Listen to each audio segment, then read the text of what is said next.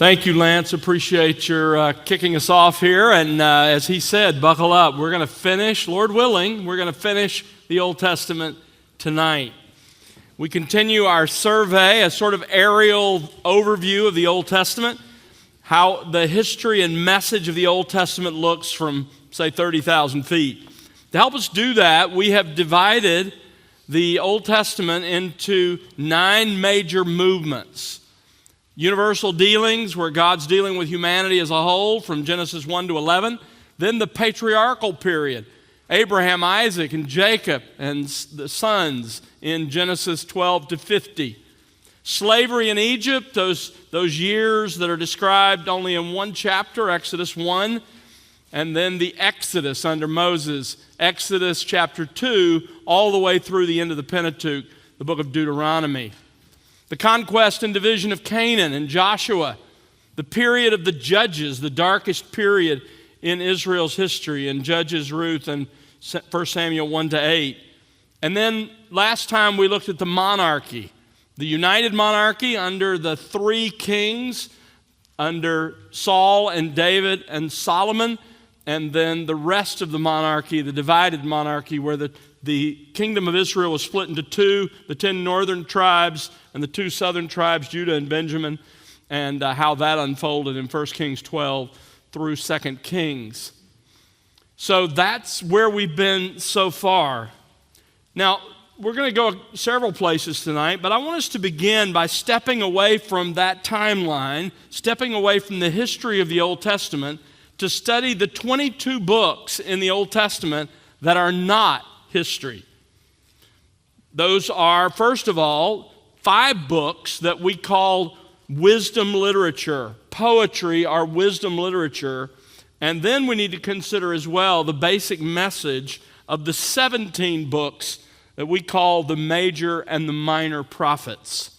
So let's begin tonight with the wisdom literature. The wisdom literature. What are we talking about? We're talking about 5 books. The book of Job, Psalms, Proverbs, Ecclesiastes, and Song of Solomon. And wouldn't you know it, they're conveniently grouped in your Bible, so you can remember exactly what they are.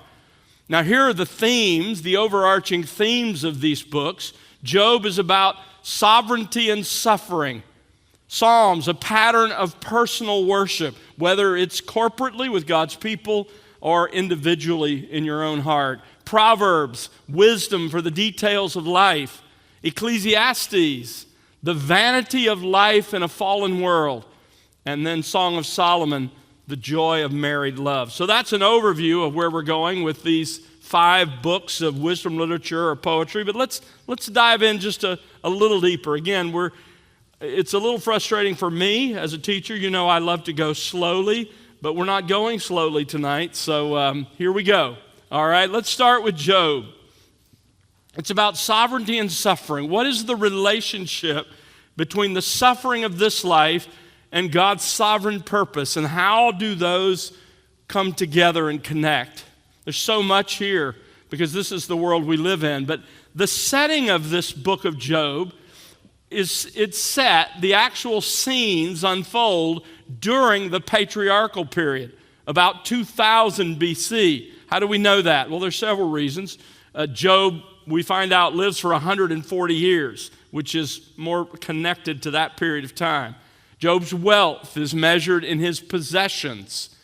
Job's family follows a kind of clan system. The geography that we're given in Job is non-Israelite. And there are references here. You can look these up. They'll be in your notes in what you have there. And the name used for God in Job is El Shaddai. 47 times in the Old Testament, but 31 times in the book of Job. So all of those things help us date the setting of these events, and they occur during it occurs, I should say, during the patriarchal period. But when was it written? Well, scholars disagree about exactly when it was written. There are 3 primary options that are offered. Some say it was during Jeremiah's time in the 7th century BC. Others say no, it was around the time of the exile, either during the exile, exilic, or just after the exile, post-exilic, in the 5th or 6th century BC. And then there is the option which I lean toward, and that is it was written during the 10th century BC, during Solomon's reign. We have other of the wisdom literature, obviously, that were written during that period of time. It seems to make the most sense that that's when it was written. The author then is either Solomon or unknown. There were several men who are noted for their wisdom in that time period. We'll touch on some of them in a moment. Could have been one of them. The purpose of this book is, why do the righteous suffer? Why do we who love God, are committed to God, why does God let us suffer in this life? For some of you, this is far more than a theoretical question. It's a very practical, daily question.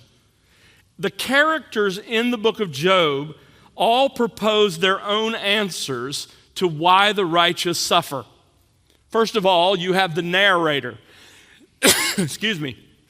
The one who is putting this book together, and it's clear when you read chapter 1 and chapter 2 that the narrator is telling us that suffering is a direct result of conflict in the spiritual realm over which we have no control. You see Satan go before God and accuse Job, and Job is defended by God, but then God allows Satan some latitude in his life for his own purposes. So that's one answer. But then Job's friends show up.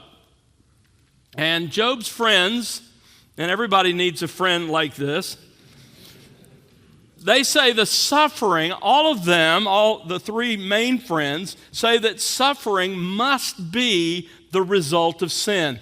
Now, guys, that's called retribution theology. Retribution theology is the idea that I can look at someone's life and tell whether God is pleased with them or not. If they are prospering, then God loves them and thinks they're wonderful. If, on the other hand, they're suffering, then there's some issue in their life, or God wouldn't be doing that to them. Now, what's the obvious problem with that? Well, let's start with the life of Jesus Christ, for one. Let's start with Paul. You've read that litany of the things he faced, and on it goes. That is not a legitimate theology, but that's where they're coming from. Suffering must be the result of sin. So Eliphaz says, if you sin, you suffer. And he bases his conclusions on the assumption of his own experience. And again, you can go look up these passages. You'll see that he's appealing to his experience. This is what he's seen, what he's known. Bildad says to Job, you must be sinning. And this is based on the assumptions of his traditions. Zophar says you are sinning, and this is based on the assumptions of his religious convictions. So they all basically are making the same assumption and the same accusation against Job. Now, Job himself, he has a different perspective. As he looks at himself, he knows that he has, while he's not perfectly righteous, he is more righteous than his friends are accusing him of, and there's no hidden sin in his life. And so he's looking at it going, this suffering doesn't match the theology of, God as good and rewarding the righteous. And so he's struggling with that.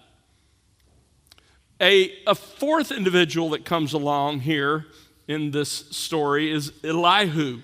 This is a young friend, the fourth friend, who gave counsel that was wiser than those who were older than he.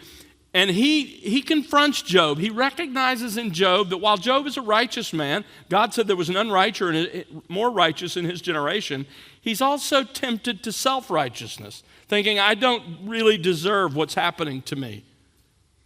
And Elihu says, don't focus on the cause of suffering, but the result. God is purifying and teaching the righteous. So he gets closer than anyone else to the real issue. But then God steps on the scene, and I love those chapters beginning in chapter 38. And what do we kind of expect God to do? We expect him to come on the scene and go, Job, you're one of my favorites. I'm so sorry this is happening to you. But what does God say? He says, Answer me. Stand up and let me confront you. Who do you think you are to question me? And then God goes through this litany of ways that he is wise and powerful and sustaining all things. And really what he confronts Job in is, you need to trust me. And he basically says everything, including suffering, is meaningful, even if you can't see it.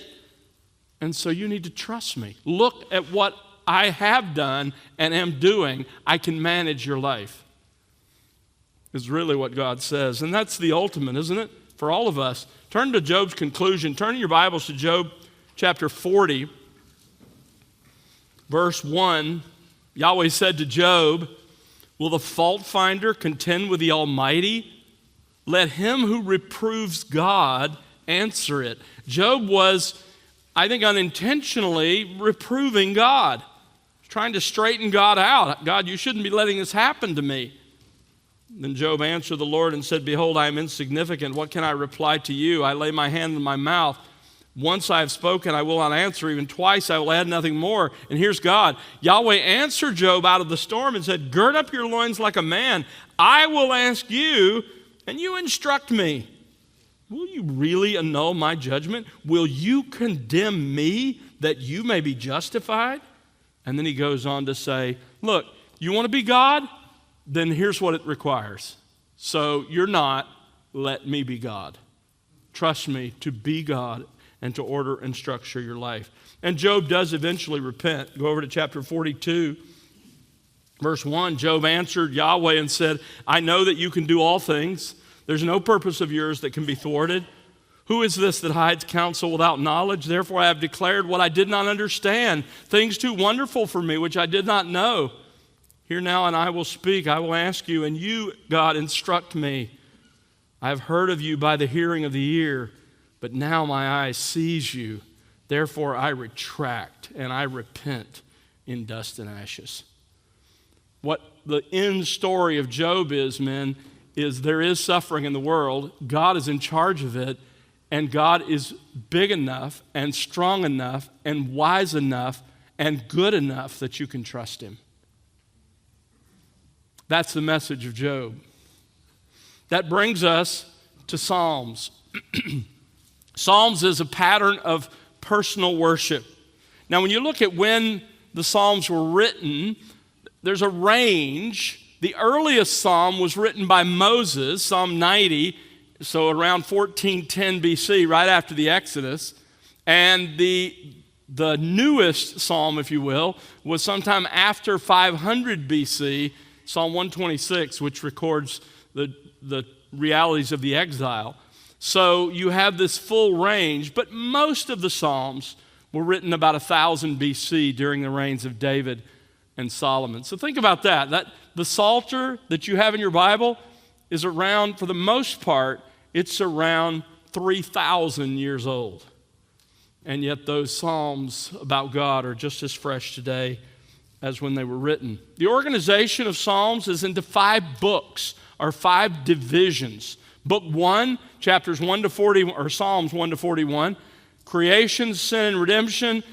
There's a lot of comparison, and some relate the first book of Psalms to the book of Genesis. Book 2, Psalms 42 to 72, Israel's ruin and redemption, very much like the book of Exodus. Book 3, chapters 73 to 89, the holiness of Israel's sanctuary, and again, compared to Leviticus. Book 4, Psalms 90 to 106, God's sovereign rule of the nations, as you see it unfold in Israel's case in the book of Numbers. And then book 5, Psalm 107 to 150, the praise of God and the sufficiency of his word, which obviously relates to the book of Deuteronomy. Now, we know these are divisions because each of the divisions is followed by a doxology. If you go and look at the last psalm in each of these divisions, you'll see there's an obvious transition from one book to the next book of Psalms. Other evidences point to the division and growth. For example, there are often concluding statements like this one, Psalm 72:20, the prayers of David, the son of Jesse, are ended. Clearly now you're leaving one group of Psalms and moving to another. Now, when you look at the psalm titles, it's important to understand that those psalm titles, and I don't mean, here, let's look at one. Look at Psalm 5, just as an example. Now, in my New American Standard Bible, you have sort of a summary of the psalm that the translators inserted, prayer for protection from the wicked. And then there's the title to the psalm. For the choir director, for flute accompaniment, a psalm of David. That's the title, and there are titles to many of the psalms. It's important for you to know that those titles are part of the canonical text in the Hebrew Bible. In other words, the rabbis treat those titles as part of the inspired text. In addition, the New Testament treats them as Scripture. Several times, Jesus and others in the New Testament will draw conclusions about the significance of the psalm from the title itself. And we definitely know these titles are from antiquity. They're written in the third person, so they were written after the event. But the Septuagint translators, those who in the 2nd or 3rd century BC translated the Hebrew Bible into Greek, whatever those terms meant, some of the terms we encounter in the titles were so old, even then, they didn't know what they meant. So they'd been around a long time. So we consider those titles. You'll notice often when we read the Psalms in our services, we'll read the title as well because it's really considered part of the canonical text, as well as verse 1. Now, there are a number of authors of the Psalms. David wrote 75 of the 150. Solomon wrote 2, Psalm 72 and 127. 12 of the Psalms were written by the sons of Korah, a Levitical family, descendants, you remember, of the rebel that the earth opened up and destroyed in Numbers 26. Asaph wrote 12 of the Psalms. He was a choir leader from the tribe of Levi. Heman the Ezrahite wrote Psalm 88. He founded the choir of the sons of Korah. And then Ethan the Ezrahite, Psalm 89, founded one of the 3 choirs as well. So you can see there's a mix of authors. Moses, as I said, wrote the oldest psalm, Psalm 90. And then 48 of the Psalms are anonymous. So a lot of different authors of the Psalter. Now, when you look at the Psalms, why? Why do we have the Psalter? The purpose of the Psalms, I would put this way, a divinely intended record and pattern of man expressing himself to God. You want to know what it looks like to really express your own heart to God? You have right here in the Psalms a full pattern of that and in a total range of emotion. I mean, some of the Psalms, the psalmist is at the very bottom. I mean, he's scratching to look up, right? And then there are other times when he's at the very top of the mountain and he's celebrating the goodness and the greatness of God. That's what the Psalms were intended to do. In fact, you remember James said, "Is any among you joyful? Then let him sing psalms. Let him sing. Let him rejoice. And is any among you distressed and in a different position? Then let him pray." So whatever our emotions are, they're to drive us to God, one way or the other. And you see that in the Psalms and the expression of the heart. And the Psalms provide as well a pattern of personal and corporate worship. Many of the Psalms are individual but are sung in corporate worship, and many of them are corporate. We and our, and are also sung in corporate worship and prayed individually. So it all intermingles, in the expression of the Psalms. The unity in the Psalms is really worship. That's really what the Psalms are about. The object of worship is obviously the Lord. It is the recognition of God's person. Now, guys, let me just tell you something that I don't even remember who told me this years ago. It's a long time ago.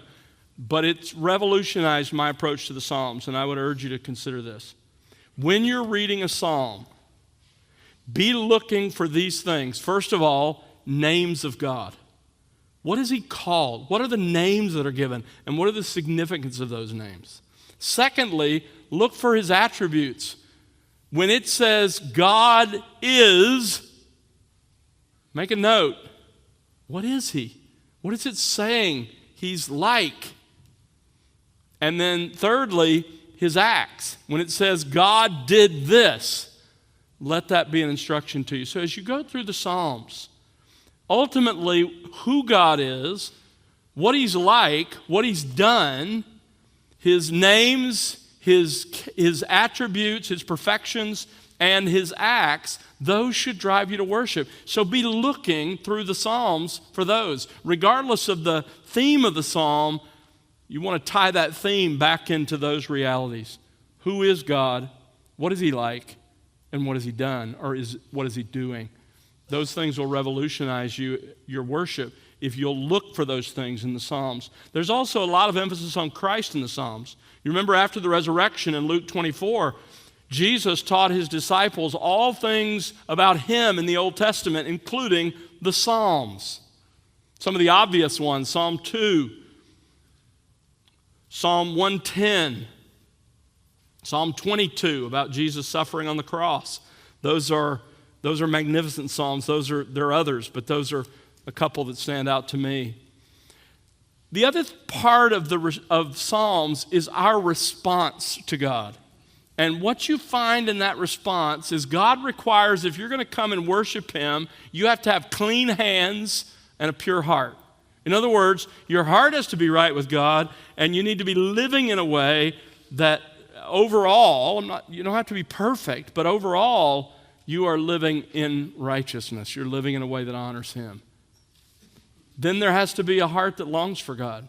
You know, God isn't interested in your jumping through the hoops and doing what he's commanded. He's interested in your heart. And that's what matters. Remember what he said to David, a man after his own heart? He says, man looks on the outward appearance, but God looks on the heart. God's looking at your heart, man. And what he expects from you in your response is a heart that longs after him, and a heart, the last point there, a heart that is rehearsing internally these truths about God. Your life isn't about you, it's about him. And so you're thinking about what you're learning about him, and you're returning that back into worship and praise, just like David did, just like the other psalmists did.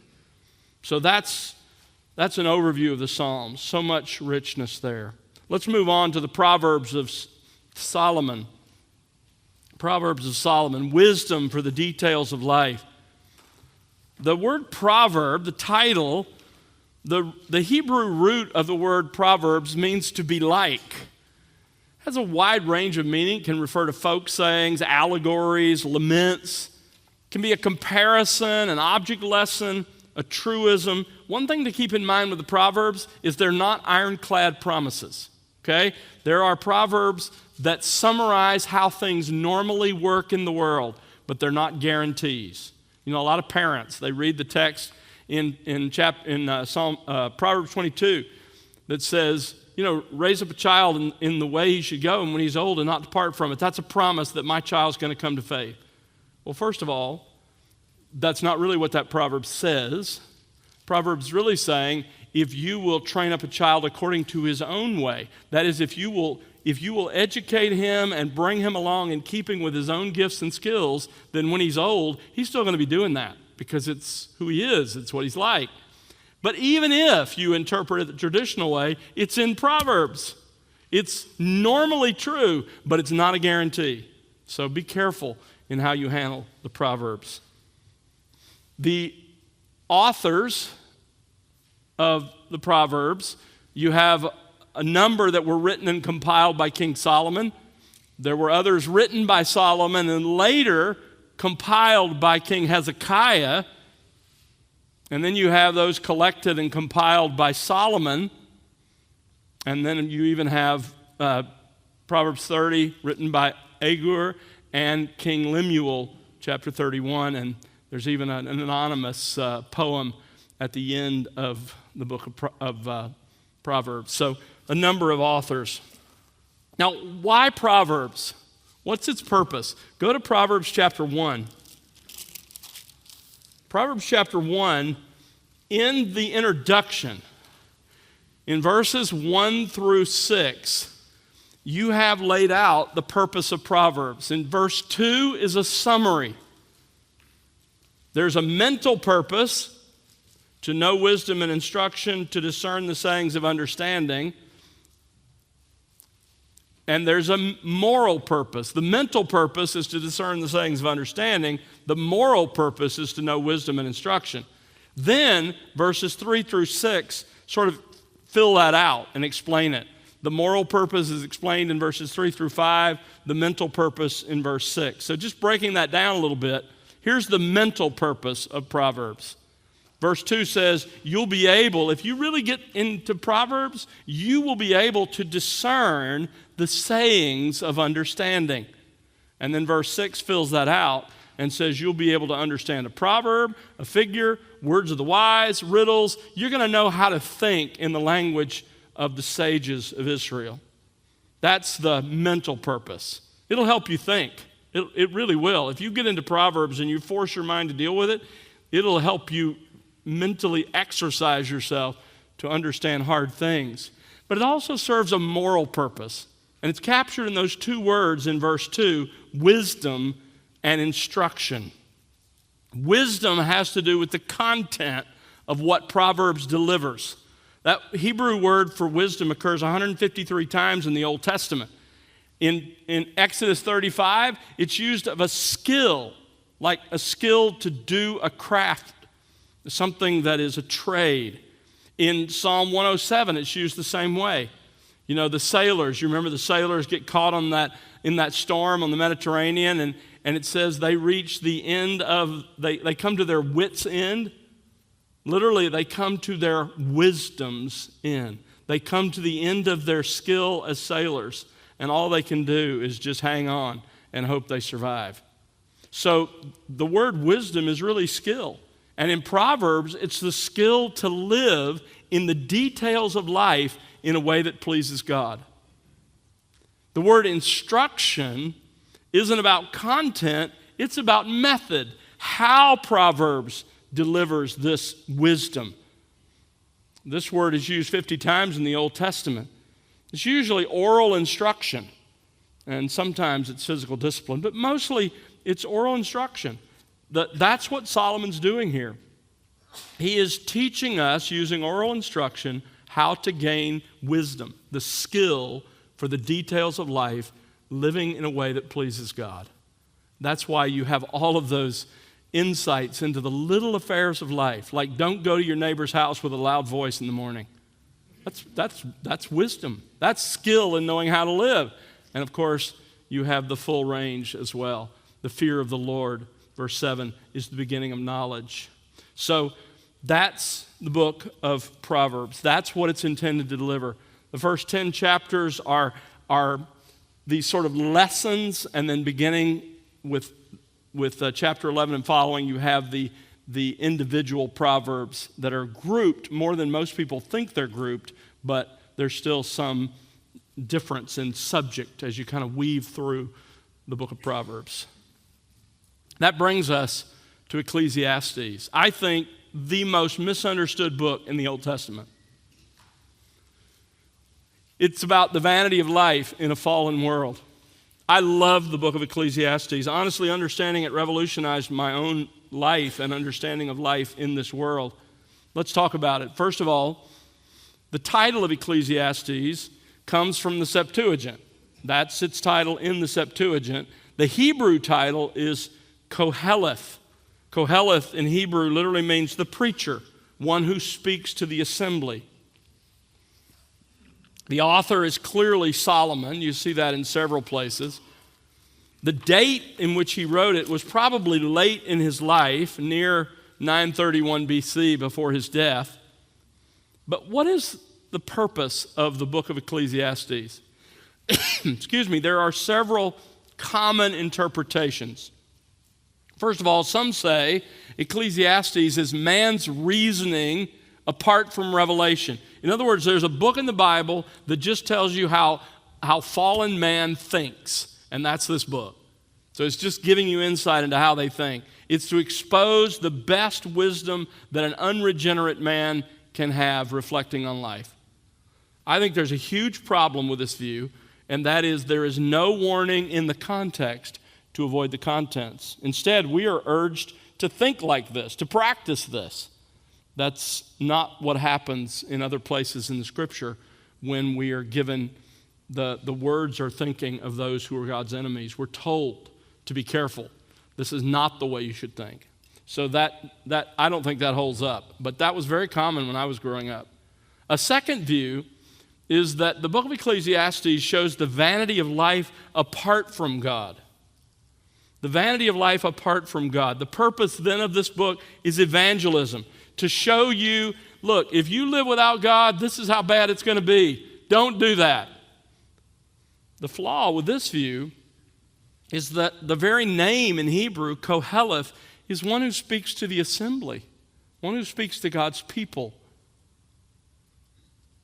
I think the best view of this book, and I've done a number of messages, you can find them online, is it's the vanity of life even with God. The vanity of life even with God, for those who know Him. The purpose then is to provide us a divinely inspired philosophy of life. You want a philosophy of life? Ecclesiastes does it beautifully. Now, the reason I can say this is because the key phrase in Ecclesiastes that helps us understand it is the phrase under the sun, which occurs again and again. That defines the limits of his investigation. He knows there's a God, he acknowledges there's a God, but he's talking about life in a fallen world under the sun and telling us what it's like here. The major propositions, think of the book of Ecclesiastes like this. It's like there are two parallel railroad tracks running through the entire book. And as you weave through the book of Ecclesiastes, those two railroad tracks, those two themes keep running throughout the whole book, and they bring you to a conclusion. What are those two propositions? The major propositions. Number one, life is a gift from God to be enjoyed. Life is a gift from God to be enjoyed. Look at Ecclesiastes chapter 2, verse 24. There is nothing better for a man than to eat and drink and tell himself that his labor is good. This also I have seen, that it is from the hand of God. For who can eat and who can have enjoyment without him? Life is a gift from God. Enjoy the gift. That's a theme that recurs again and again. That's one of those tracks that runs through the book of Ecclesiastes. But if that's all you get, you've missed his message, because the other message is life may be a gift, but life in a fallen world has serious limitations. What are those limitations? Well, the main expressions of those limitations are put this way. First of all, life is vanity. This is how the book begins, chapter 1, verse 2. This is how it ends, chapter 12, verse 8. Life is vanity. The Hebrew word is breath or vapor. It's a metaphor. So in Ecclesiastes, life shares one of the attributes of breath. It's either transitory and fleeting, here today, gone tomorrow, or it's meaningless or futile, or it's incomprehensible. You just can't get your arms around it. You can't understand it. You can't really dive into it. And the point of the similarity depends on the context. All three of those are used, those three sort of images of breath are used in different contexts in the book, and it varies. The other expression is chasing after wind. This refers to that which is exhausting but utterly futile. Now, when I say that, that sounds cynical, right? Pessimistic. But there's a reason.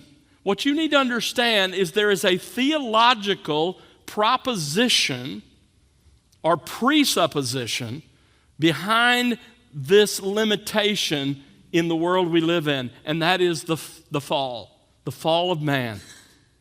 Chapter 1, verses 14 and 15, life in the world is crooked and lacking. It's crooked and lacking. Why? Ecclesiastes 7, verse 29, God made men upright, but they have sought out many devices.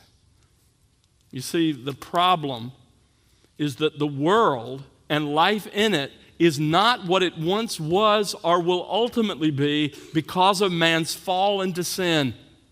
That's the backdrop for the book of Ecclesiastes. By the way, that's exactly what Paul says in Romans 8, right? The whole world groans. The whole world is subjected to vanity, he says. He uses that very word in Romans 8.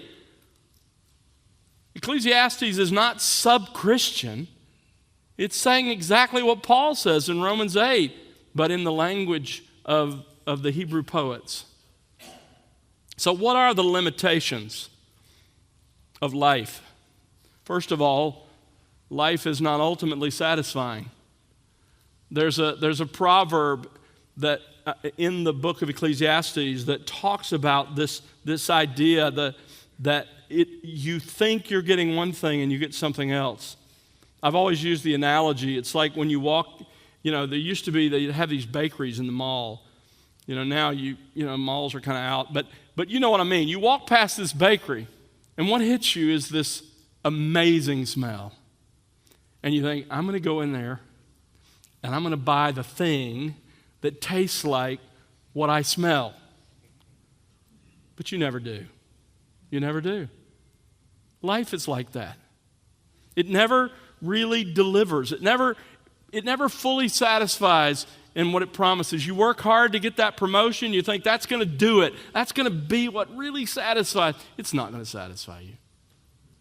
And on it goes. That's life. Life is a gift, but it's not ultimately satisfying because of the fall. Secondly, man can't know the mysteries of life. Again and again, Solomon talks about, look, you don't know what's going to happen. In fact, you may give your entire life to your business and framing up everything, and then you hand it to somebody who's a fool and they destroy it in a few weeks. Solomon, that happened with him. His son destroyed it all. So you can't know the mysteries of life, and you can't know the future. Those are the limitations of life. So what is our response? What is Solomon telling us in terms of how to respond?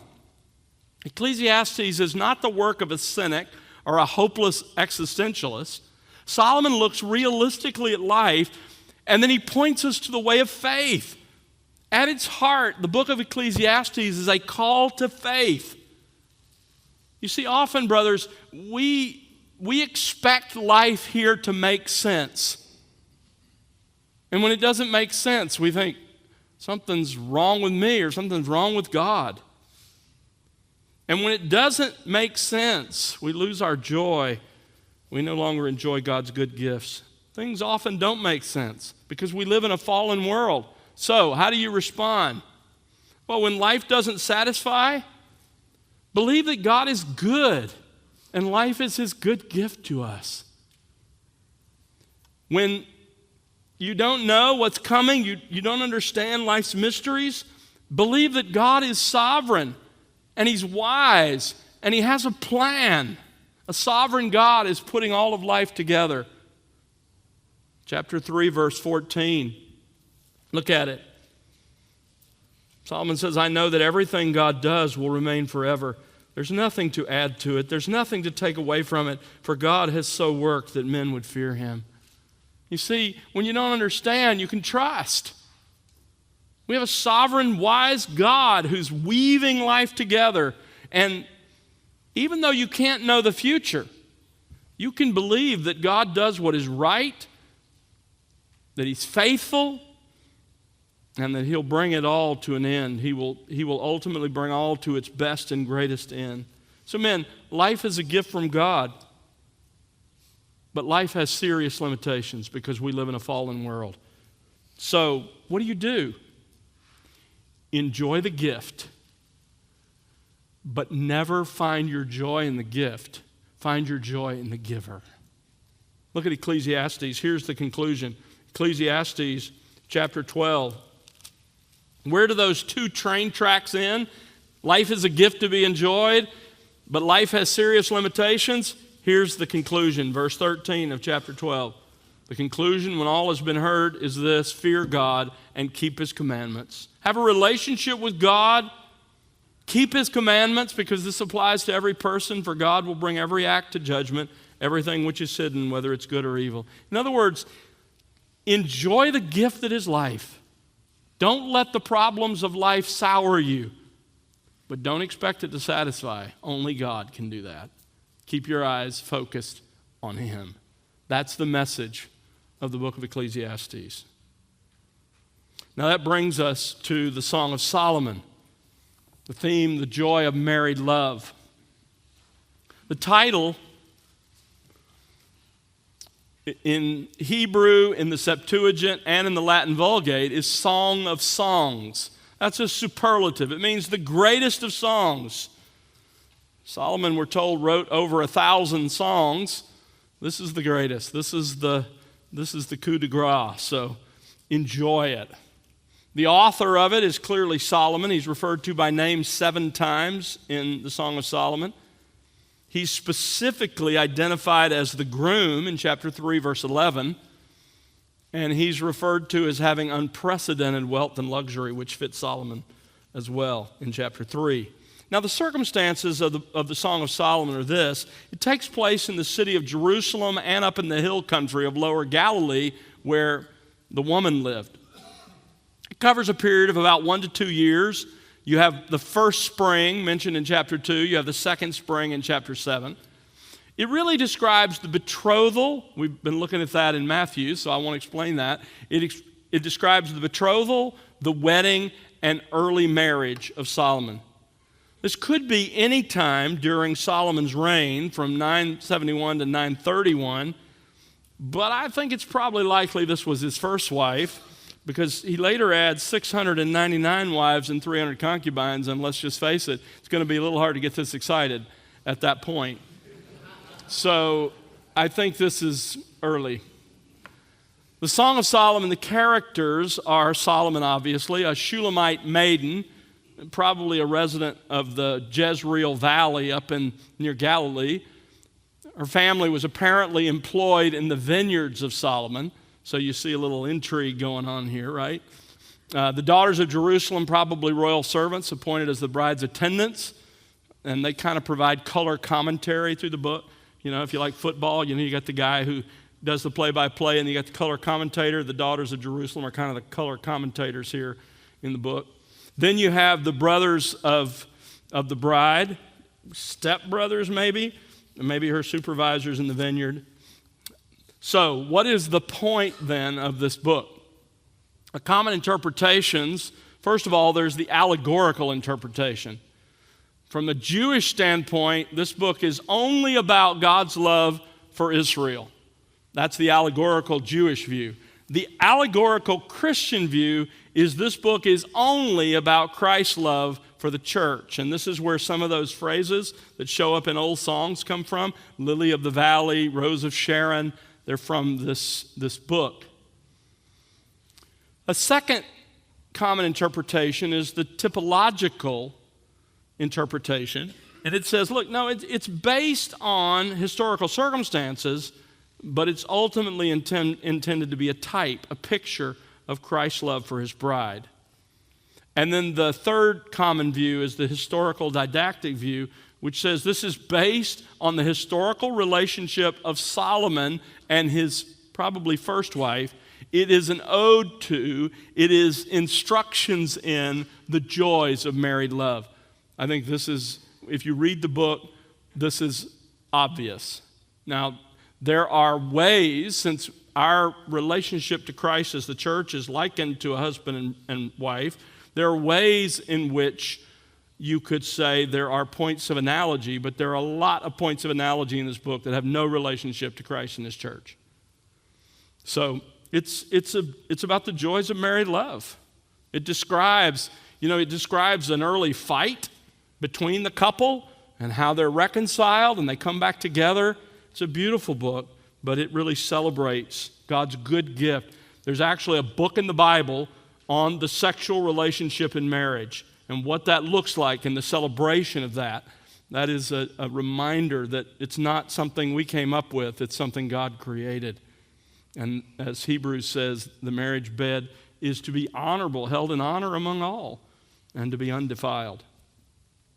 Now, there are some things in here that are a little hard to understand, like climbing the palm tree and grabbing hold of the clusters of grapes. What are those? Well, understand, you need to know that there are dead metaphors. What is a metaphor? Well, it's when you liken one thing to another. You remember Jesus during his ministry talking about Herod, King Herod, said, "Go tell that fox." That's a metaphor. In that case, the topic is Herod, and the image is fox. And when you're trying to discern what Jesus meant, you have to say, okay, I got it. Herod the king, fox. What's the point of similarity between a fox and Herod? Pretty obvious, right? In that case, it's sly, deceptive, crafty. Now, there are two kinds of metaphors. There are live metaphors, meaning when you say it, the image still comes to mind. And then there are dead metaphors, where only the similarity comes to mind. For example, when I say traffic jam, what do you think of? You don't think jam, okay, jam. I got that, okay, strawberry, grape. No, traffic jam. It's a dead metaphor. You don't think of what it's really describing. You only have that ultimate picture of a traffic jam. Many of the metaphors in this book are live metaphors, but there are many that are dead metaphors where you read it and you go, man, that doesn't sound very romantic. But remember, that's how metaphors work. Some of them are just dead metaphors. They just conjure up a picture and you know what they mean. And so in their context, that's how many of those work. So just be aware of that as you go through there and you read some of those metaphors. What's going on in the book of Song of Solomon? Well, you have the courtship. This is from John MacArthur, this outline. You have the courtship in chapter 1, verse 2 through chapter 3, verse 5. Then you have the wedding, chapter 3, verse 6 to 5:1. And then you have the marriage in 5:2 to 8:14. And as I said, you have early in chapter 5 and early chapter 6, you have the first major disagreement, the restoration, they're growing in their relationship. So you see the whole picture. You see their physical relationship, obviously, and the joy of married love, but you see more than that. You see their interrelationships with family and friends. You see how they work through their disagreements. So it really is a beautiful book talking about the joy of married love. Now, those are the writings of poetry, but that brings us to the writing prophets of Israel. The writing prophets of Israel. First of all, you need to understand they were very key in the structure of the nation. God had three basic offices in Israel. There were kings, and there were priests, and there were prophets. Samuel was the first prophet. He began, in fact, the school of the prophets. And the primary role of the prophet was being God's mouthpiece to the king and the priest and making sure they were accountable to the scripture. When you think about prophet, first of all, let's look at the English word prophet. It is actually a transliteration of the Greek word for prophet, prophetes, which comes from two Greek words, pro, before, and phemi, which means to speak. So literally, a prophet is one who speaks before, or could even be who speaks for another. So literally, that's what a prophet is. That's why more than 3,800 times in the Old Testament, you read expressions like this: the word of the Lord came to, the mouth of the Lord has spoken, the Lord says, the Lord spoke to so-and-so. Hear the word of the Lord. You see, a true prophet spoke for God. In fact, Jeremiah 1, 4 through 10 says, I have put my words in your mouth. That's prophecy. Everywhere in the Bible, that's prophecy. I have put my words in your mouth. Now, prophecy then is revelation from God. It comes in two distinct forms. There is predictive revelation that tells us something about the future, And there is moral or ethical revelation, which is still revelation from God, but isn't talking about the future. It's talking about the sins of the people right now, the things that need to be addressed and dealt with. Now, the timing of the prophets. There are 16 writing prophets from Isaiah to Malachi. 11 of the 16 prophesied before the exile. They were especially clustered before the fall of the north and the fall of the south. We talked about that last time. Why? It's an apologetic for Yahweh and His power. Because remember, the prevailing view of the countries in the ancient world was that if one country defeated another and took it captive, then what was true? Our God is bigger and greater than your God, or we wouldn't have been able to capture you. So Yahweh announced the captivity of His people before it happened and explained why, and that He was in fact the real force behind it. So because of that, you have prophets before the exile. They're called pre-exilic. Don't be afraid of that term. It just means before the exile to Babylon, before 605 BC. Now, the numbers in parentheses, or the numbers here attached to these names, give you sort of the estimated chronological order in which the prophets wrote. But you'll see their prophets to Edom, Obadiah, to Assyria, Jonah and Nahum, to Israel in the north, Amos and Hosea, to Judah in the south, Joel, Isaiah, Micah, Jeremiah, Zephaniah, Habakkuk. That's before the exile. Then you have during the exile. They're called exilic prophets from 605 to 536 BC. They wrote to the Jews who were in Babylon, in Babylonian exile. And they're Daniel and Ezekiel. Now, after the exile, post-exilic, from 536 to 404 BC in the end of Old Testament history, they wrote to the Jewish remnant who returned from Babylon to the land of Israel. Haggai, Zechariah, and Malachi. Very convenient that they're the last ones in your Bible, right? It helps you know where they are. Now, the four major prophets. Now, why do they call major and minor? Not because some are really important and others aren't. Major because they were big enough that they needed to have their own scroll. Minor because all 12 of them can be written on one scroll. Okay? So it's not like some are important and some aren't. It has to do with their length. The four major prophets are giving us 5 books in the Bible and 5 messages. Isaiah, the theme of Isaiah is salvation, both temporal salvation and spiritual salvation. Of course, ultimately revealing in the Messiah, the one who, Isaiah 53, would be a guilt offering for His people. Jeremiah, its theme is God's final warning before judgment comes. You remember he's just before the exile. Lamentations is Jeremiah's lament over the city of Jerusalem after it's destroyed by Nebuchadnezzar and the Babylonians. Ezekiel is condemnation for the people's sin, consolation, and the promise of future restoration to encourage the people. And then Daniel, God's sovereignty over human history. Now, the minor prophets, the 12 minor prophets, here's their message. Hosea is talking about God's loyal love to His people, how He can't give them up. Joel, the day of the Lord that's coming. Amos, social injustice in Israel in the north. Obadiah, judgment on the neighboring country of Edom.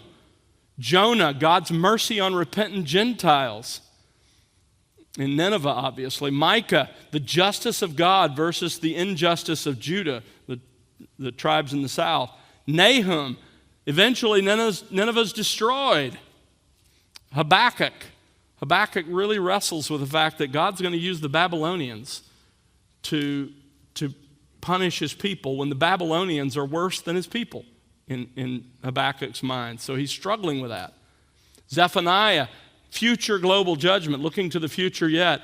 Haggai, a call to rebuild the temple after the Babylonian captivity. Zechariah, Israel's comfort and glory, preparation for the Messiah. And then Malachi, a call for repentance and waiting for the Messiah. It actually falls between Nehemiah 12 and Nehemiah 13. So what's the prophet's message? Don't miss this. Here's the big picture. Here's what they're telling us about God. Number one, they're telling us about God's patience.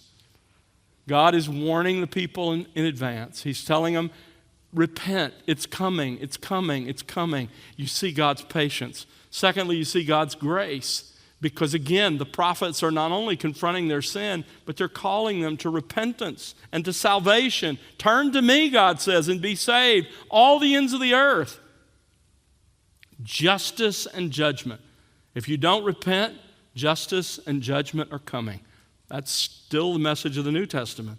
And then finally, and I love this, the prophets detail God's steadfast love and his faithfulness to his promises. He will be faithful to his people. He will be faithful to his promises. That's the message of the prophets.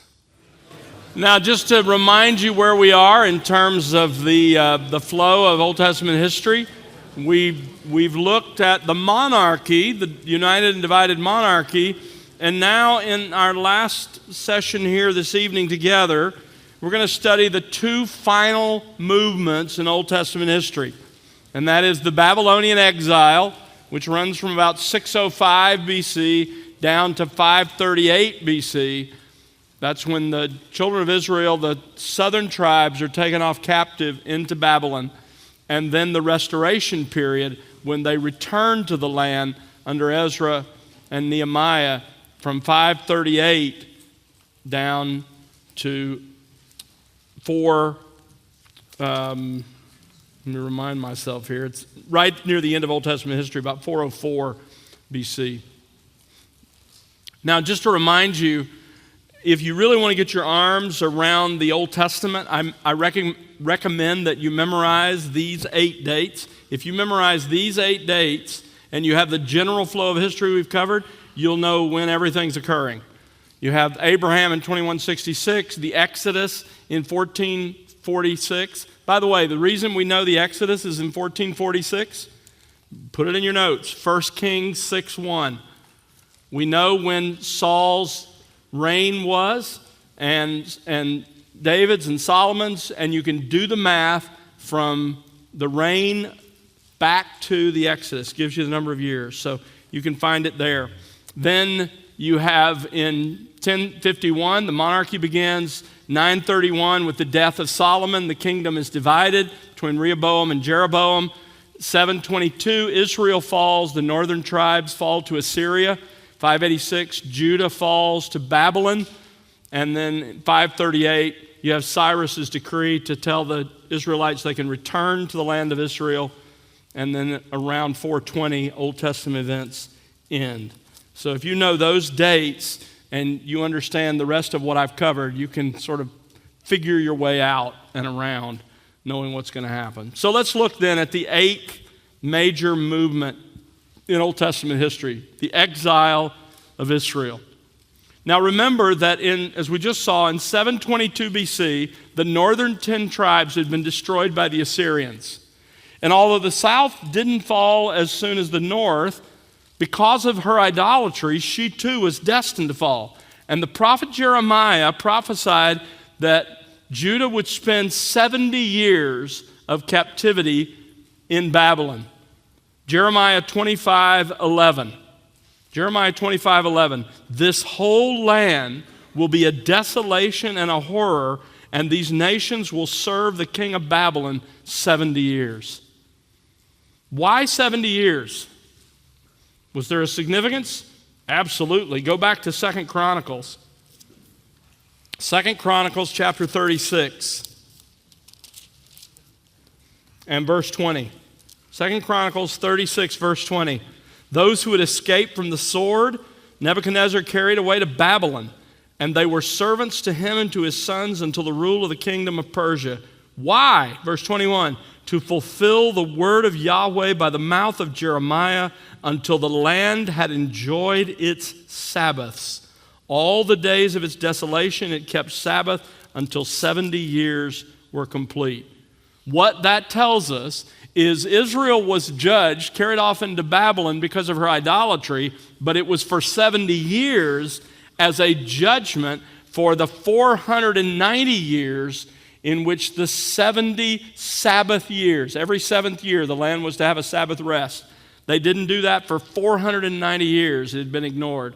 So that's why 70 years. One for each of those that had been ignored. Now, most of the people of the southern kingdom of Judah were carried off by Nebuchadnezzar as captives to Babylon. But understand that the exile happened in 3 stages, or 3 distinct deportations. The first deportation is in 606, 605 BC.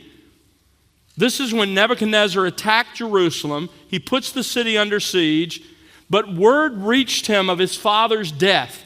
So he had to return to Babylon and secure the throne. But he decided to take a few of the best and the brightest Jewish young men back to train for leadership in Babylon. And that included Daniel and his 3 friends. Now, by the way, this was God's amazing grace to his people. Because of Daniel, their captivity would not be so hard, so difficult, because Daniel was part of preparing the way for God's people. By 586, when most of the people were carried off to Babylon, Daniel was already the second most powerful man in the Babylonian Empire. Daniel became for Israel in Babylon what Joseph had been for them in Egypt. And so it was a grace of God, the way that all transpired. And Daniel gets there early, and like I said, by the time they get there, the most of them get there in 586, he is already a powerful man in the land of Babylon. That's the first one. The second deportation happens in 597 BC. Nebuchadnezzar, when he captured a land, he demanded that the nation pay heavy tribute, and it was to be collected on an annual basis. Judah refused to pay its annual tribute, and so Nebuchadnezzar returned to punish the city. He took 10,000 captives from the most skilled, powerful, and influential, and this included Ezekiel, who would be called to be a prophet while living in exile in Babylon. So the first, 606, 605, just some of the leaders that he could build into leadership included Daniel and his friends. The second included Ezekiel, but about 10,000 captives. The third deportation comes, and the greatest, comes in 586 BC. Once again, Judah refused to pay its annual tribute to Nebuchadnezzar. So Nebuchadnezzar this time returns, and he destroys the city, he destroys the temple, and he carried off to Babylon the majority of the population, leaving only the poorest and the most infirm there. At this point, 586, Israel's independence as a nation ended, and the times of the Gentiles really began. During this period, between the second and the third deportations, one of the most tragic events in Israel's history occurs. Let me just remind you of it. You remember the glory cloud. We first talked about the glory cloud back in Exodus 40. Moses completed the tabernacle. It led them through the wilderness, but when Moses completed the tabernacle, the glory cloud, the symbolic presence of God, descended and took up residence in that tent that was called the tabernacle in about 1444 BC. The Holy of Holies was the throne room of Yahweh. And from that time, the glory cloud always, or the Shekinah, always resided in the tabernacle.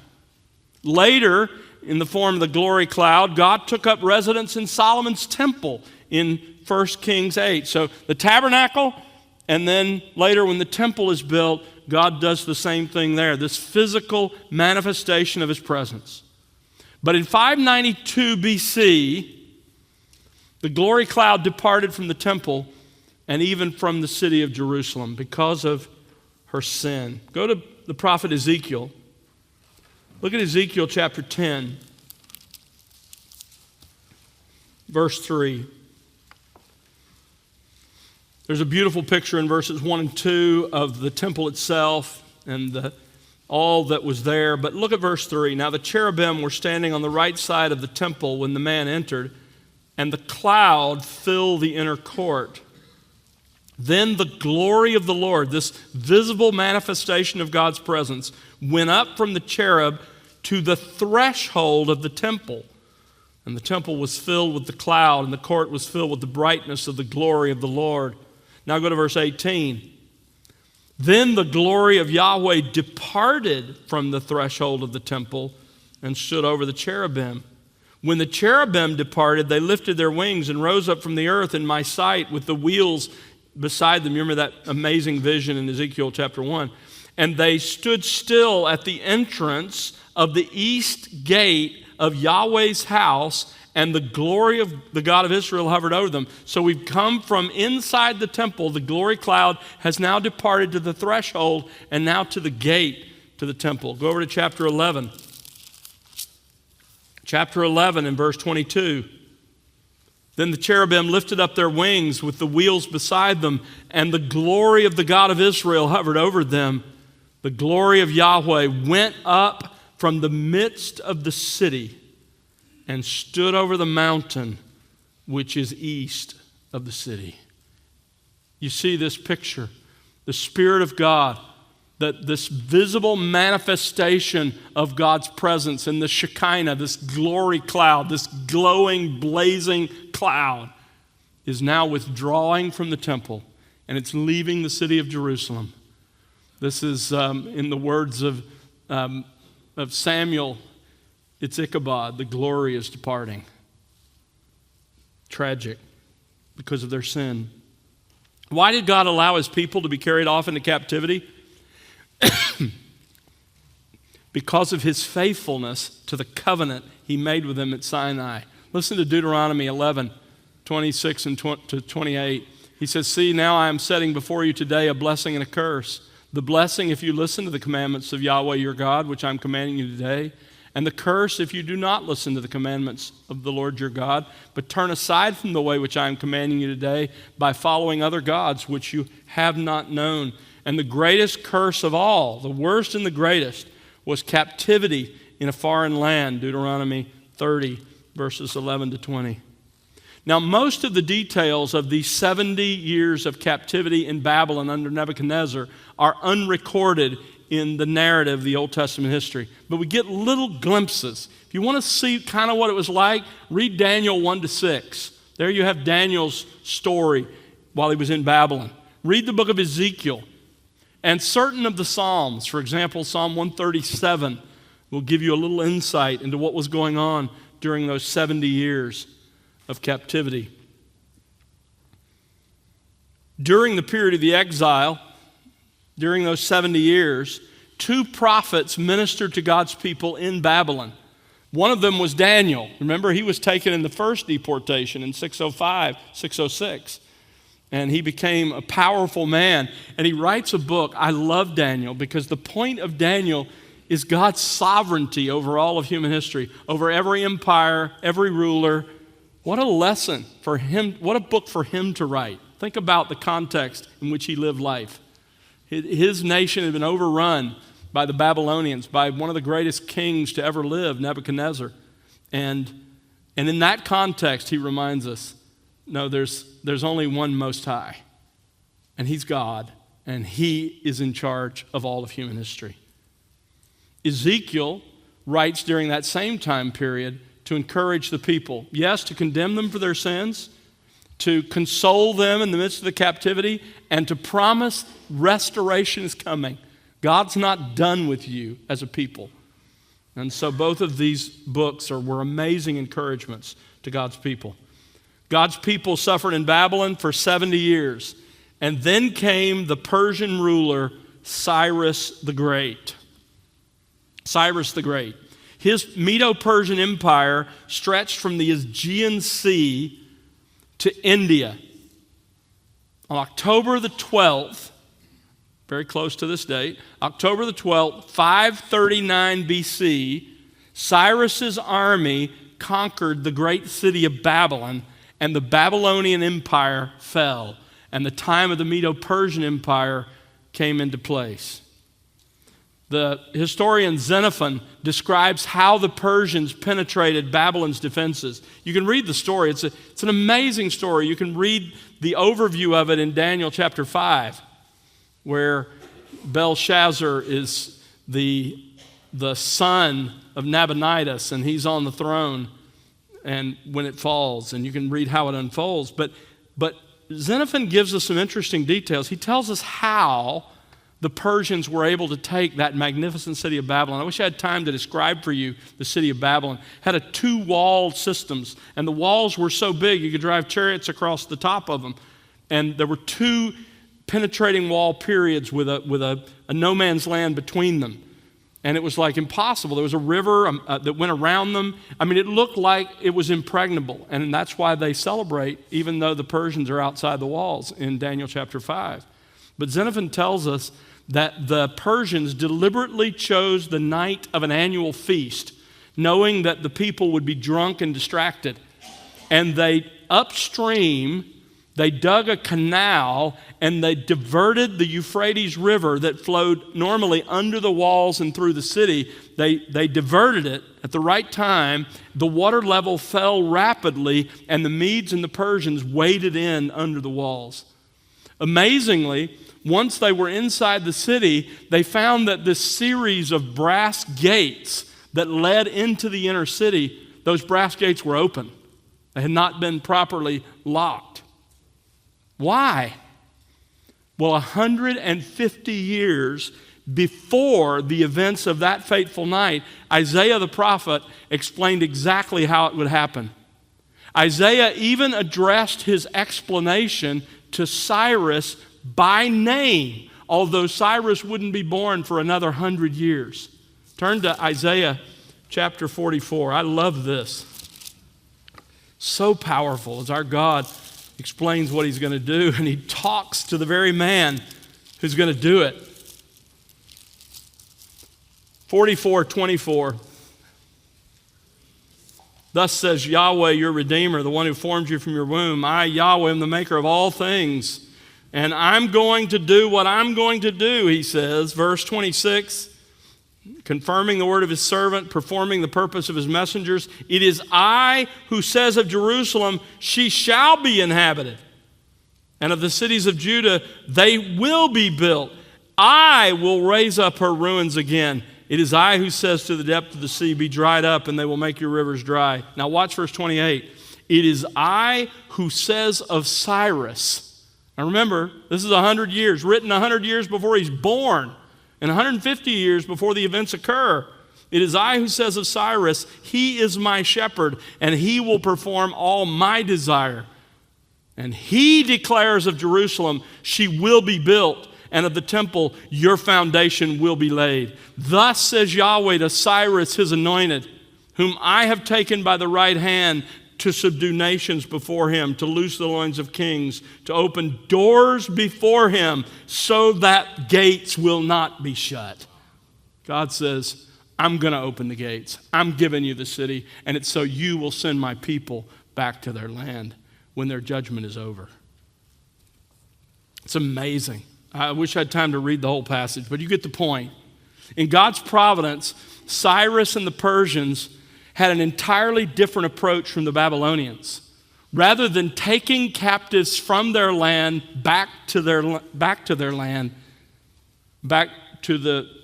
Persia, Cyrus instead believed in repatriating the peoples who had been conquered.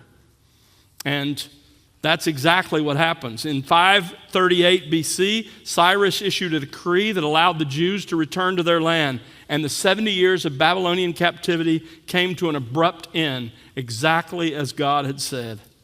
Now, there is some disagreement about how to calculate those 70 years. There are two options. Jeremiah 25:11 says it'll be 70 years. Option one is to calculate it from the first deportation in 606 BC to 536, which is when the second temple foundation is laid. So they come back, they get the temple foundation laid so they can begin rebuilding. Option two is from 586 BC, the third and final deportation, to 516 BC when the second temple is completed. One of those is true. We can't be absolutely sure. So the Babylonian exile ended. Now that brings us to the ninth and final movement in Old Testament history, the return and restoration to the land. The return of Israel from Babylon back to Israel and her restoration into the land of Israel. This final phase of Old Testament history is recorded in two books. The history of it is recorded in two books, Ezra and Nehemiah. Ezra and Nehemiah. Now, Ezra and Nehemiah are actually considered as one book by Josephus, the Jewish historian, writing for the Romans. The Talmud treats it as one book. The Septuagint treats it as one book. The Hebrew scribes all treat it as one book. So think Ezra/Nehemiah. Origen, the church father, 185 years after Christ, was the first to separate them into two books. Ezra wrote chapters 1 to 6 of his book as history. He wasn't there. He wasn't in the land at the time. And he writes chapters 7 through 10 as an eyewitness. He was there. Nehemiah 1 to 13 consists of Nehemiah's personal memoirs. Together, these two books provide a narrative of the restoration of God's people from the 70 years of Babylonian captivity to the land of Israel. Now, the restoration, like the exile, occurred in three phases, or three distinct returns. You can see it captured here. Again, these charts will be available for you in your notes, so you don't have to write all this down. I'm not even going to go through it all, but it'll be there for you. You can see the captivity. Then you have the first stage of the return happens in Ezra 1 to 6. It happens under a man named Zerubbabel, and it lasts about 20 years, from 538, when Cyrus issues the decree to return, to allow them to return to Israel from Babylon, to 516. The temple is rebuilt during that time, and about 50,000 of the Jews return. The prophets during that time are Haggai and Zechariah. Then you have an interval between Ezra 1 to 6 and Ezra 7 to 10. You have an interval of about 58 years, and that's when Esther is written. The events that unfold in the book of Esther occur. Then you have the second stage of the return, Ezra 7 to 10. This is under Ezra's leadership, about 458, 457 BC. It's a period of 1 year. Worship is restored. So the temple's been rebuilt. Ezra restores the worship. About 2,000 return with him. And then you have a 13-year interval again, and that brings you then to the third stage, Nehemiah 1 to 13. Obviously under Nehemiah, from 445 to 432 BC, about 12 years, Jerusalem is fortified. And in this period of time, the prophet Malachi writes. Now, this gives you, and I'm not going to go through this, but this gives you a little timeline, the years moving down the middle, and then you can kind of see, when the events are unfolding and look at it in more detail if you want to do that. There's the second stage of it. But these two charts cover what I just covered a moment ago, just in a different visual form. All right? So, Ezra, let's look at it first. Ezra the scribe, one of the most important figures in Jewish history. He was responsible for bringing what we know as the Old Testament or the Hebrew Scriptures together in the way that we have it. Now, Ezra writes like a historian. He gives us official lists, and I've listed some of the texts where you can find those. He records 7 official letters from the archives, and then in chapters 7 to 10, you have his official memoirs. But he's not solely a historian, because the book of Ezra and Nehemiah actually spans 108 years total. But his book touches on only 28 of those years and ignores 80 of them. Why? Because he selected specific things to communicate a central message. In Ezra and Nehemiah, folks, don't miss this. In Ezra and Nehemiah, there are 2 recurring concepts. One of them is recognizing the hand of God, God moving behind the circumstances in his providence to accomplish his purpose. And the other is an appeal to the Word of God. Let me just show you how this unfolds. Let's take the first one, recognizing the hand of God. It occurs in both Ezra and Nehemiah. Remember, they're one book.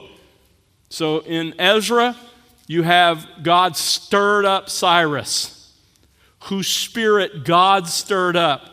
He turned the heart of the king. I'm not giving you all the passages. You can get them in your notes here, but I'm just giving you the phrases. The hand of God was at work. The good hand of God. He put such a thing in the king's heart. The good hand of God. All of those phrases occur in Ezra. In Nehemiah, you see it again. The good hand of God.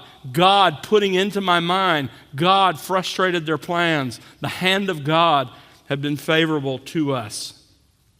What these books are telling us is that God is working behind the scenes. He's working in people's hearts and minds, in their circumstances, to accomplish his purposes. The hand of God is at work. You don't see it, you see the results of it. Keep that in mind. Okay? The second theme that weaves through these two books is an appeal to the Word of God. And this is unlike what you'll find before the captivity. This was not what you read in Kings. All right? But here it is. Ezra. And again, I'm not going to give you each reference number. I'll just give you the sort of summary. This was to fulfill the word of the Lord to Jeremiah. As it is written, as it is written. People ordered their praise after Jeremiah. People responded to the prophets, as it is written. A Persian king demands obedience to God's law. A Persian king authorizes the teaching of the law. Chapters 9 to 10 of Ezra are about conformity to the law, even when there's no prophet. And then Nehemiah talks about violating the laws, and they repent. And chapters 8 to 9 really has its theme, the priority of God's word and God's law in the life of God's people. So, what's the point then? Here it is.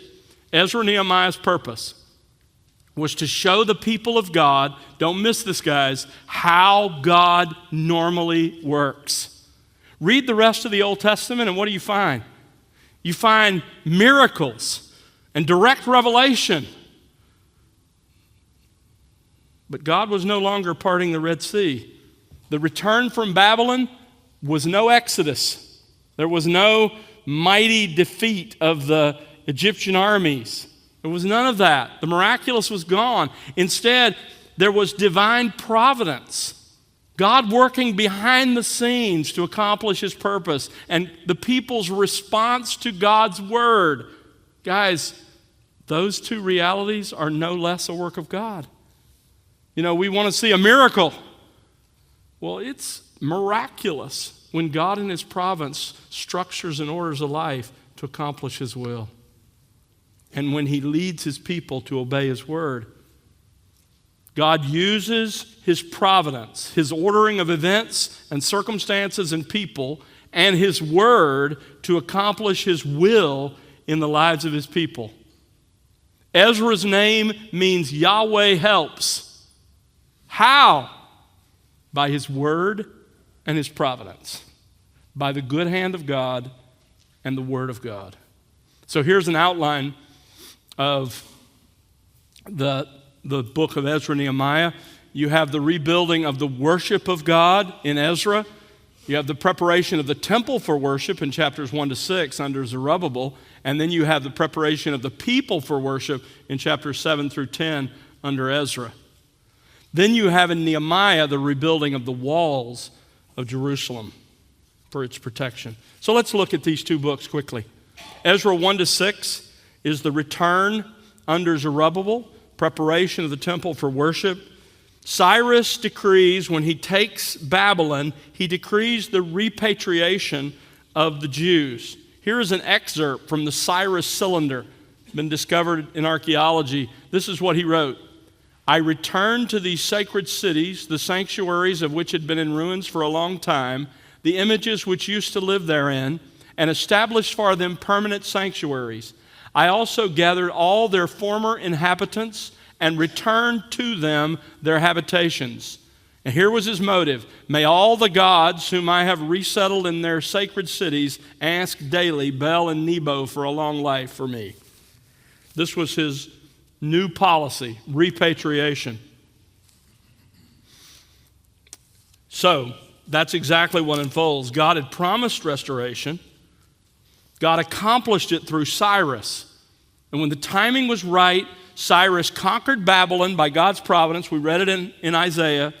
And in his first year, he did something that had probably never happened before. He decided to repatriate and to rebuild Israel's temple at Persia's expense.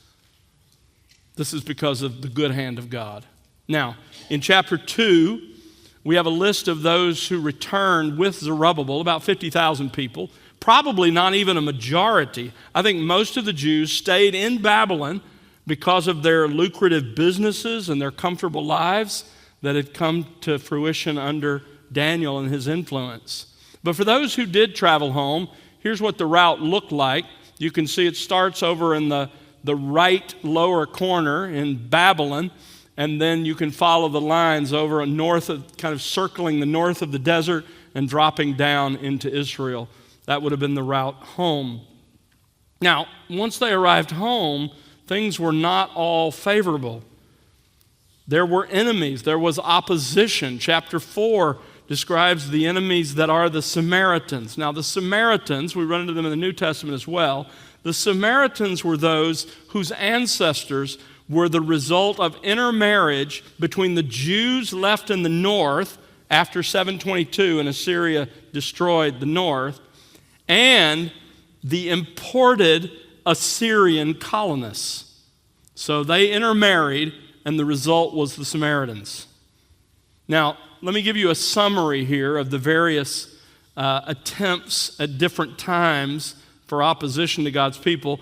It's not chronological, but the reason I give you these guys is don't be surprised when we see these forms of opposition today in our world. This is how opposition to God and his people have always looked. There's distraction. They're building their own homes. They're farming their own land rather than rebuilding the temple. There's compromise. Let us build with you. There's discouragement, sneers, mocking. There's intimidation and threats. There's undermining their reputation. Chapter 4, verse 5 says they hired counselors. Think lobbyists, attorneys who pled against them. There were accusations. There were letters written to Persia. And there was physical force. Guys, what I want you to see is there is opposition even in doing God's will. You know, some people think, if this is hard, this can't be God's will. No, that's just not true. Chapter 4, verse 24, because of all that opposition, Israel's enemies are successful and the building stops. This is shocking. The rebuilding of the temple stops for between 10 and 16 years. They had built little more than a foundation. In chapter 5, the rebuilding resumes. Not by coincidence, it's because God sends Haggai and Zechariah to prophesy, to say, you need to start rebuilding the temple again. And it happens, the eye of their God. The resumption is the gracious design of God. Chapter 6, the temple is completed around 516 BC, 20 years after it was begun.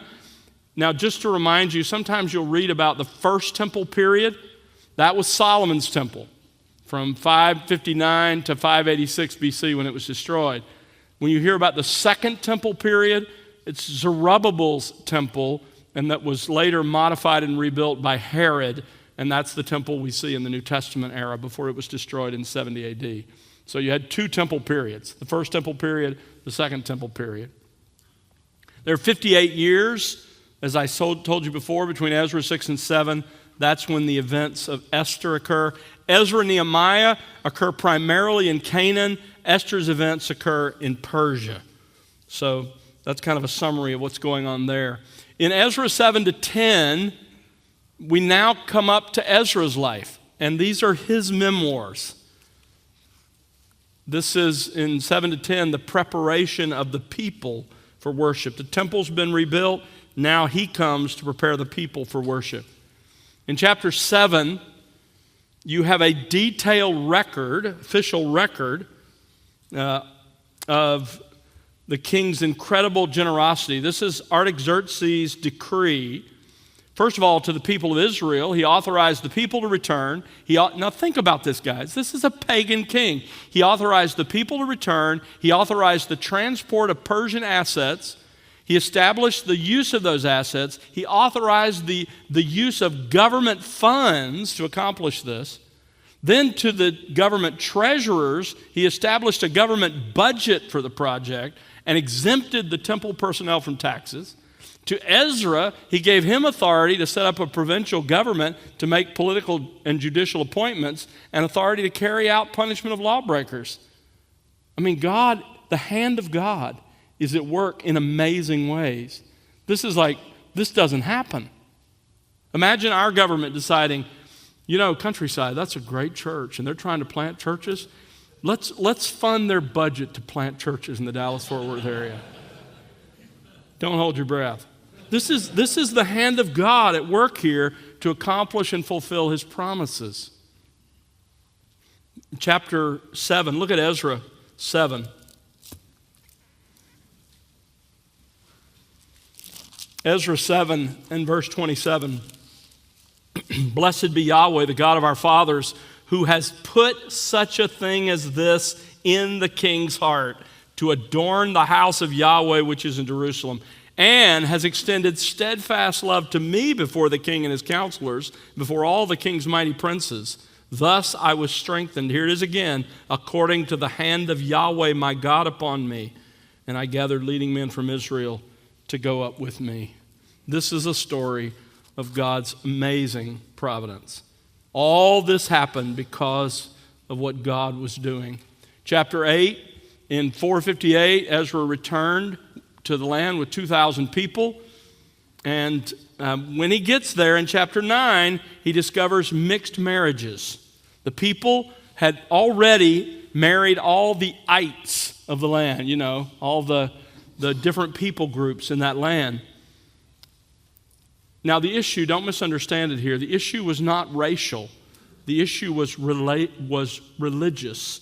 What was at stake was the continuation of the covenant nation, the worship of the true God. So Ezra, you go to chapter 9, verses 3 and 4. Ezra is distraught. He tears his clothes, pulls out his beard and hair, and sat down appalled. And then he prays. I wish I had time to read this prayer. Ezra chapter 9, verses 7 through 12. He just pleads with God, and he says, God, we don't deserve anything you've done, but we're continuing to plead for your grace. And he asks for God's forgiveness. And as a result of that, in chapter 10, he made the people take an oath to deal with this sin. They even consented, by the way, to return their pagan, unbelieving wives to their families. Now, some people read Ezra 10 and the kind of divorce that happens there and go, what's the biblical grounds? Well, they were idolaters.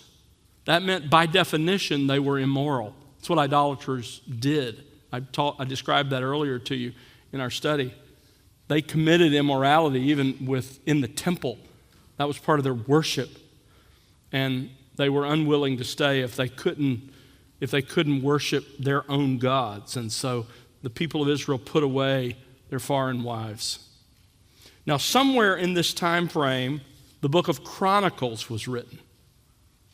Probably by Ezra, probably around 450 BC or so. And it covers the monarchy like Samuel and Kings. But Chronicles was written to the Jews living in Judah after the exile. And they were greatly discouraged. And this book encourages them. Read Chronicles, and it's like you're reading a whitewashed version of Kings, right? Why? It's to encourage them. God is faithful. He was faithful to them. He's going to be faithful to you. They had a temple, but it was a hut compared to Solomon's temple. There was no ark. There was no glory cloud. They had the hope of the Messianic kingdom, but none had materialized. So Chronicles was a book of hope and encouragement. saying, God is still at work. You have a future. So in the period of the restoration then, the Persian kings allowed Israel to return to Palestine, to rebuild their temple under Zerubbabel, to purify their worship under Ezra, and to rebuild and refortify the city of Jerusalem under Nehemiah. Old Testament history comes to a close with the career of Nehemiah the builder. Nehemiah the builder. You remember chapter 1. Turn to Nehemiah chapter 1, verse 4. Excuse me. Nehemiah fasted and wept and prayed. And he has a specific request in verse 11. Grant me success and compassion before this man. Who is this man?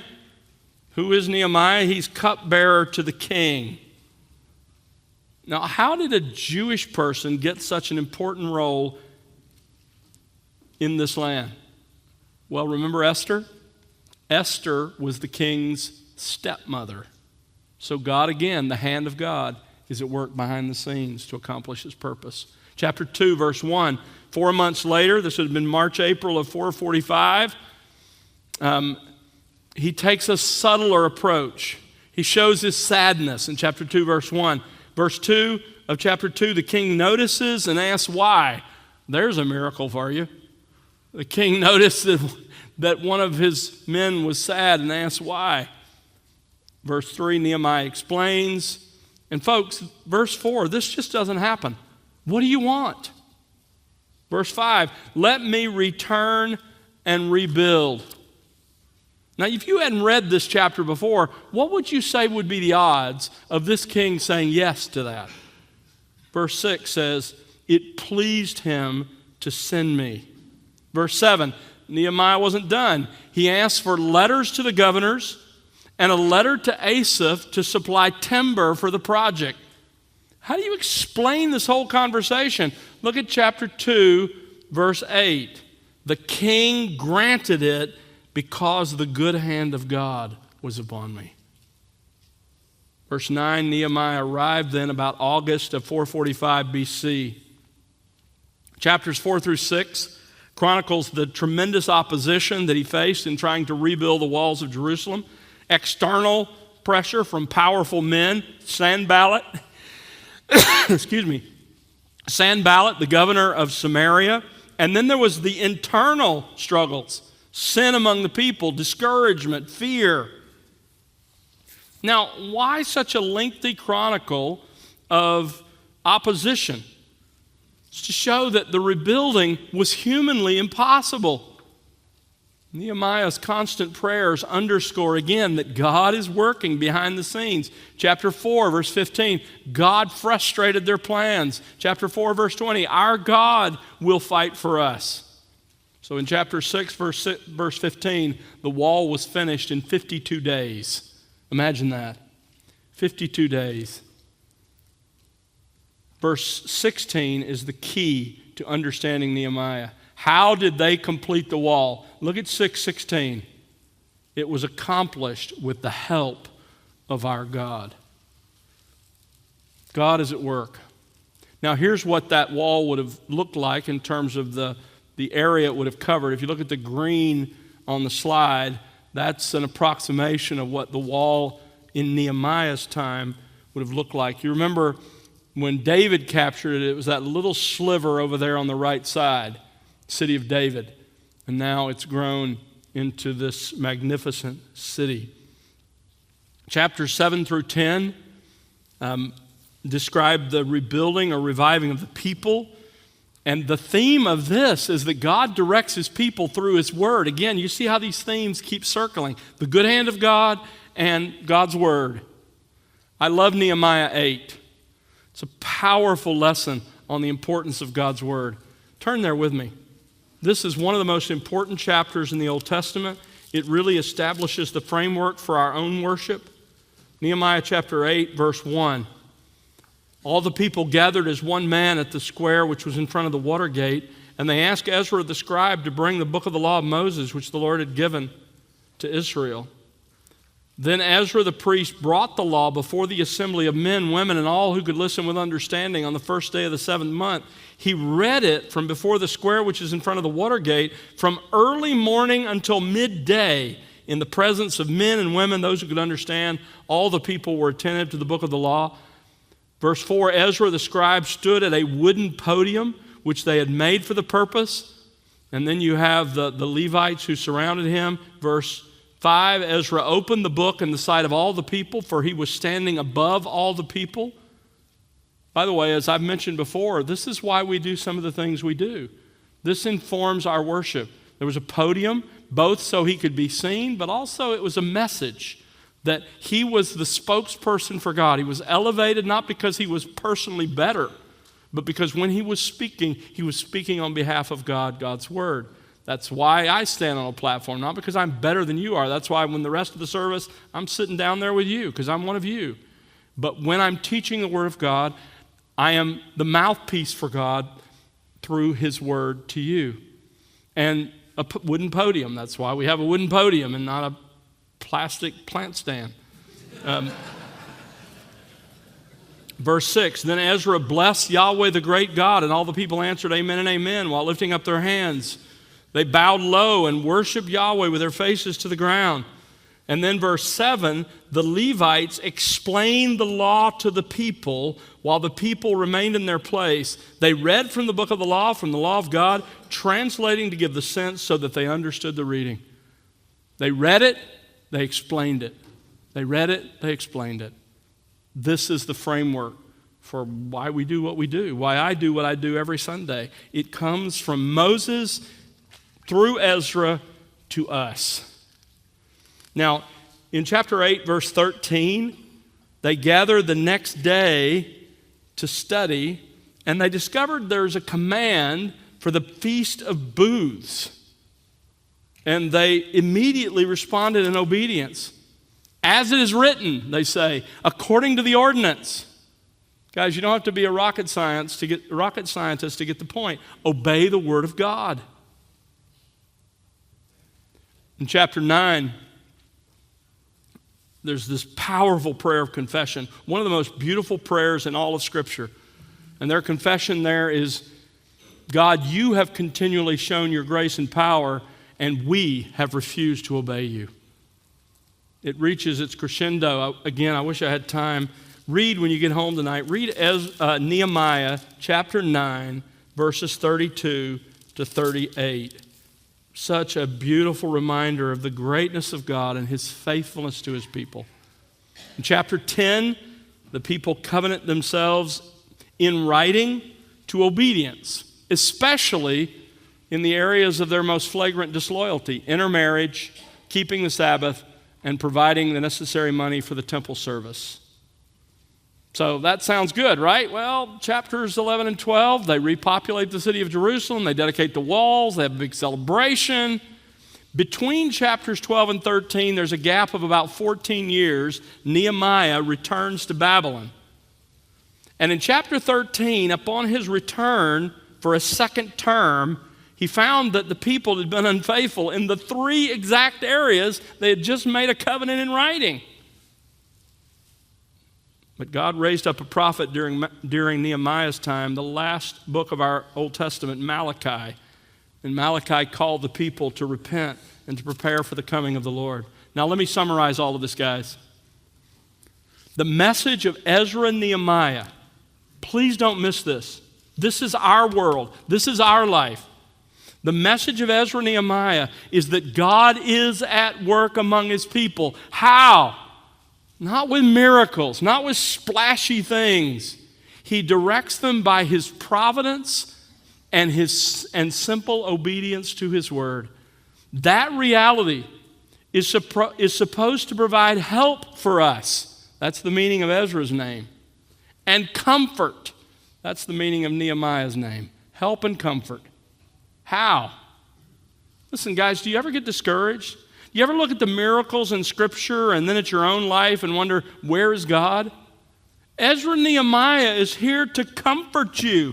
God's work in Ezra and Nehemiah and in our lives is no less amazing than miracles. It's just harder to trace His hand. But His hand is at work in amazing, powerful ways.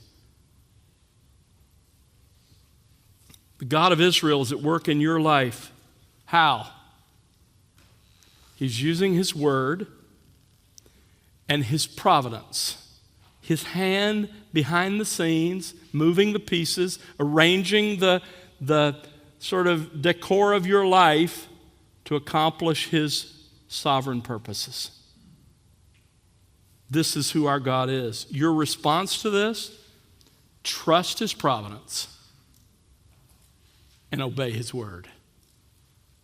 It really does come back to this, guys.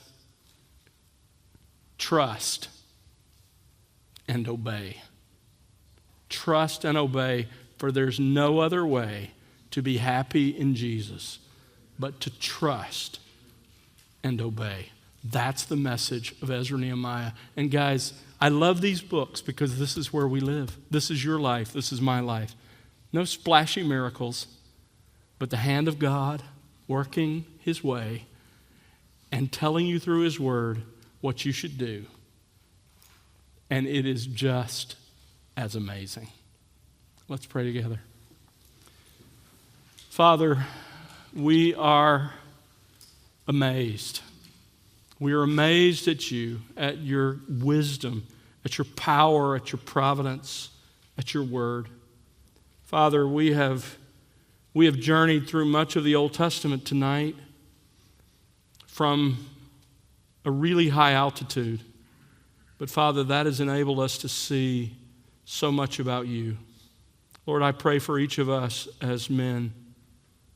Lord, help us to embrace the message of Ezra and Nehemiah.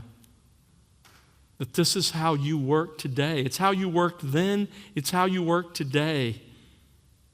It comes down to your hand moving the pieces on the chessboard of our lives to accomplish your purposes. And your word that tells us what we need to do. Father, help us to trust and obey. We pray in Jesus' name. Amen.